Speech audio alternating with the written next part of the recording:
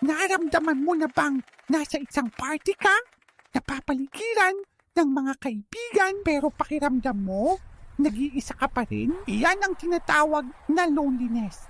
Hindi ito tungkol sa dami ng tao sa paligid mo. Ito ay tungkol sa pakiramdam na walang nakakaintindi sa'yo. Isipin mo na lang ang iyong social meter sa Sims. Kahit puno ang fan meter mo sa party, kung bagsak ang social meter, mararamdaman mo pa rin ng loneliness. Ngayon, ano naman ang pagiging mag-isa o being alone? So, isang choice. Pinili mong mag-isa para mag-recharge. Walang problema dito.